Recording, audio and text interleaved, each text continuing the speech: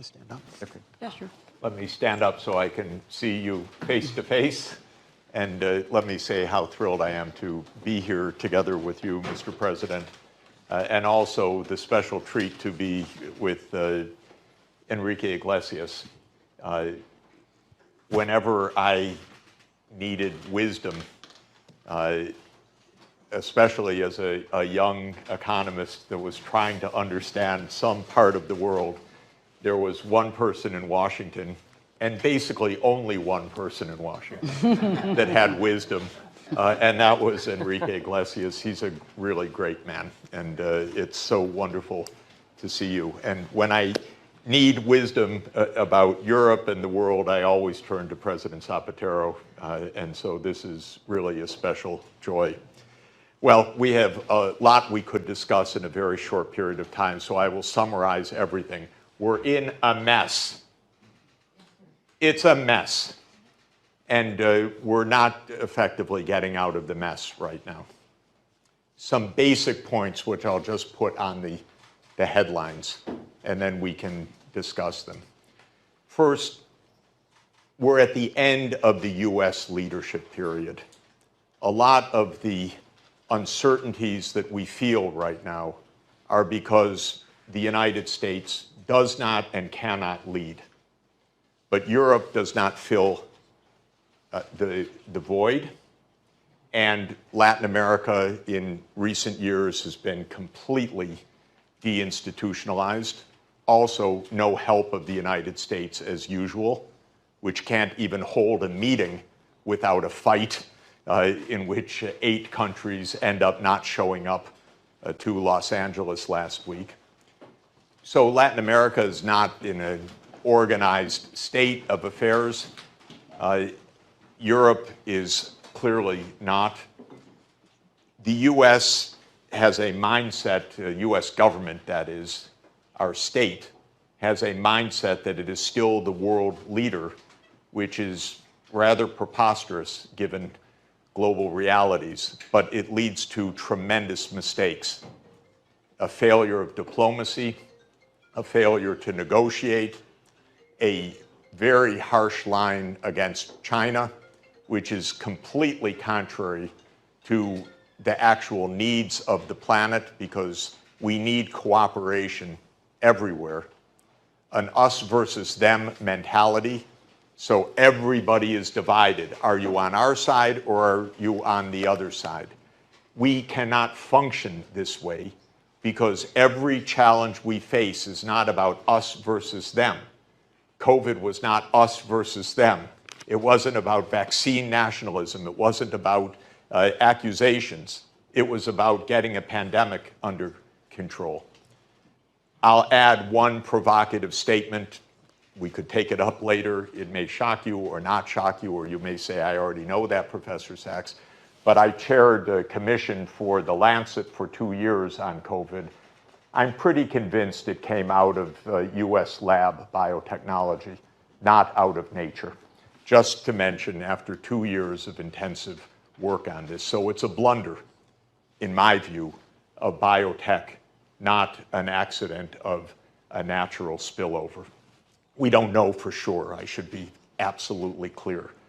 But there's enough evidence that it should be looked into, and it's not being investigated. Not in the United States, not anywhere. And I think for real reasons, that they don't want to look underneath the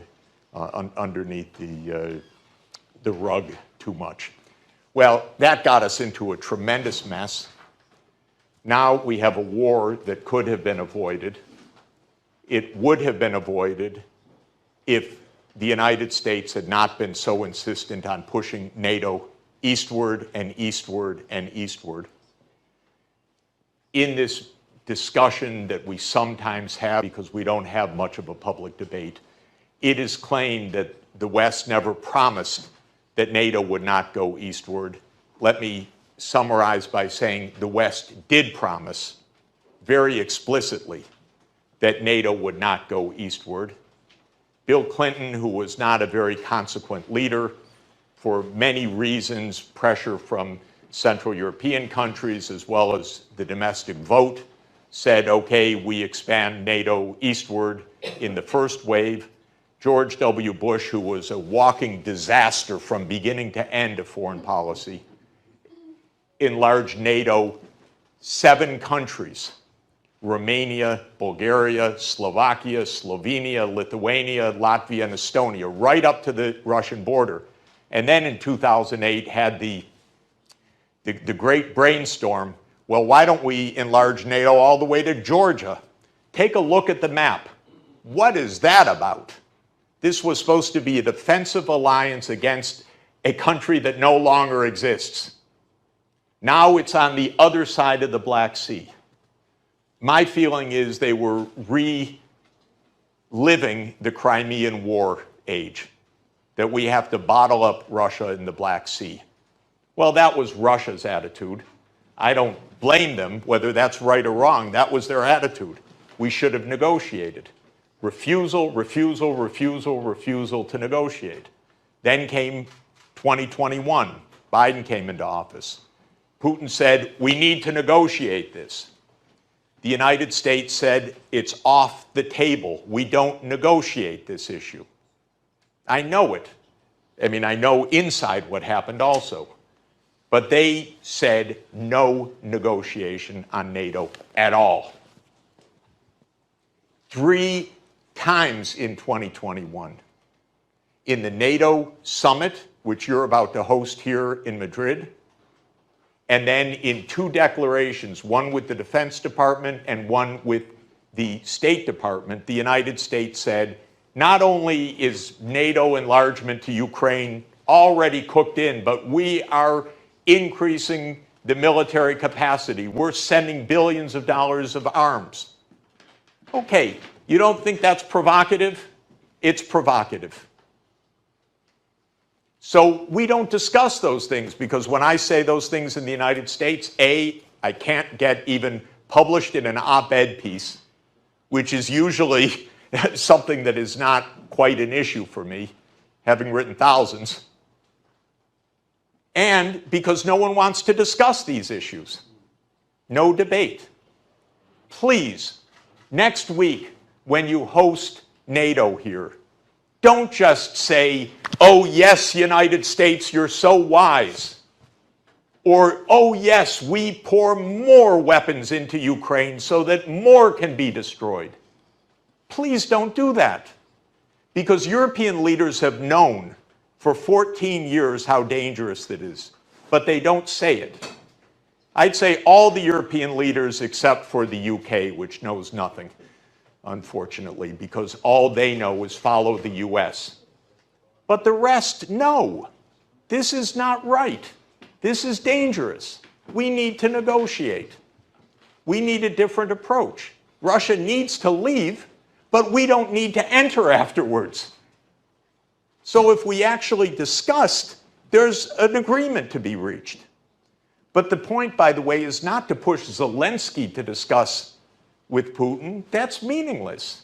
It's the US to discuss with Putin. That's the only negotiation that counts. What can Zelensky offer? The idea that we sit back and let Zelensky negotiate is an absurdity. It's a dodge of responsibility. The one responsible is the US president. He should discuss. Also in a multilateral setting, because this really should be handled by the UN Security Council, which is not impossible. The veto issue doesn't apply here because there's no meaning to anything unless Russia also agrees. So we need an agreement where we negotiate within the UN Security Council framework. China can be a constructive part of this agreement. And that raises another issue. The United States is on a warpath with China. Why? I'll tell you why. Neurosis. Because the United States has a neurotic fear of China. And the reason is that China's a big country, and the United States is supposed to run the world. And if you're supposed to run the world in your own mind and you have this very large country, that creates a neurosis. And that's what we have. So everything is put in the worst possible terms. And everything is done in a hostile way. All it does is raise the fear, raise the temperature factor. It's not calming anything. It's not defending anybody. It's just creating more anxiety. But that's the US mindset. It comes back to my first point. We're in a post-American unipolar world, if there ever was such a thing, even for a moment. But we are in a multipolar world. But that means to take responsibility, each region. That's the key. The interesting thing about the Sustainable Development Goals is that they cannot be achieved country by country, anywhere. At a minimum, you need regional cooperation. Thanks God for the European Union, because that makes it possible for Europe to achieve a European Green Deal. Try that 27 times separately. Completely impossible. But as a union, it's possible. So the name of the game in this world is regional cooperation, and then the regions cooperating with each other. It's a little bit different from a country-by-country architecture. We need a strong European Union. We need a strong African Union. We need a strong Latin America. What exactly? But we do need a strong Latin America, unified. Not divided, okay, we're on this side on Venezuela, we're on this side on Cuba. That's a US game. That's not a Latin American game. That's a US game. Latin America should be unified. The issues are the same everywhere, by the way. How to make the energy transformation, how to upgrade education, how to build core infrastructure, how to bring in marginal groups. It's the same issues. How to raise technology standards, how to improve research and development capacity. This is a common Latin American and I'd say and Caribbean program. Not, well, we'll do it, but can't have Bolivia, can't have Nicaragua, can't have Cuba, can't have Venezuela. That's the other side, not our side. This is impossible. It makes no sense. It's a US mentality. And by the way, I'm sure you know it. It's all about capturing the electoral votes in Florida. It has nothing to do with anything. Do you think Trump knew who Maduro was or could care less? Not at all. But he was told by Marco Rubio that that's essential for the 2020 vote in Florida. So all of Latin America gets turned on its head because of a local state election in the United States. Honestly, I'm not exaggerating. This is how weird it is. Otherwise, Trump could not put Venezuela on a map and could care less except maybe to build a golf course there. So this is weird, but the region needs to get together. Stop the divisions. Unify, talk about infrastructure, talk about a zero carbon energy system. Chile is doing wonderful things expanding in the Atacama with massive solar energy. And then you have Paraguay and Brazil with Itaipu, and you have incredible wind power in Patagonia. And you start putting the pieces together, you've got a superpower of renewable energy. But it has to be interconnected. It has to be regional cooperation. And every other region of the world should figure this out too. The United States is working overtime to say, China here, Japan and Korea here. If those three would ever figure it out, from an economic point of view, by the way, those three countries are the world's superpower of technology right now. And if they ever work together, oh my God, what it would mean. By the way, I think it would be good for the world. You'd have a superpower of technological innovation coming, which is good for the world, not bad for the world. But the US is very keen. You're on our side. You're on the Quad. We need a new alliance. China's dangerous, and so forth. So it's trying in a very weird way to create these divisions and these conflicts everywhere. Final point, just in opening remarks for us, is that sustainable development is not a nice thing to do. There's no alternative. There's chaos, or there's sustainable development.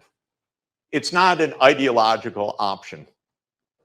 We fall into not just 40-degree Celsius days in Madrid, but God knows what is going to happen as we hit tipping points on the climate, which we're going to hit year after year now. And it's much more dangerous than just the temperature going up another degree. I had the unhappy anxiety of heading a scientific institute on these issues for 15 years at Columbia. And I learned that climate scientists are the most soft-spoken, terrifying people in the world. Because if you sit down with someone who really knows, not with me, but say with my colleague James Hansen, you walk out shaking. Because in the quiet way, they'll explain to you how the Earth's systems are absolutely going to be in a state of unprecedented change in the history of civilization, undermining all basic assumptions of the last 10,000 years, like where to put cities near coasts. Great, now we have multi-meter sea level rise getting cooked in by the disintegration of the West Antarctic ice sheet. Or what happens when another of my, when my brilliant late Columbia University climatologist Wally Broker is shown to be right. He discovered the ocean circulation picture that you've seen, how the water descends in the deep ocean in the North Atlantic and then circles the world. That's called the thermohaline circulation, and it's a discovery of the last 60 years, and it was by this brilliant man. And he said the global warming and the implications of that could stop this circulation, and even merely slow it down or stop it. It is slowing now, we know. That means that the Gulf Stream and all the rest that is part of the circulation is changing fundamentally. And the dangers of that are multiple. And there are many tipping points around the world like this. We don't have a choice. And there's no real scientific debate. There's uncertainties, for sure. But the basics are actually quite well known. And yet, if we're going to be having war in Ukraine and refighting the Crimean War that is 170 years ago, and having our conflict with China, which goes back to the Opium Wars of 1839, and it's like America wants to relive all of the greatest dates of the British Empire. If we go through that, there is no way we're going to solve any of these problems, period. So unless we sit down, discuss, bring the scientists in, bring the engineers in, bring the public in, calm down, meet with each other, understand that we're in a common fate. Unless we do all of those things, as I said at the start, it's a mess. Thank you very much.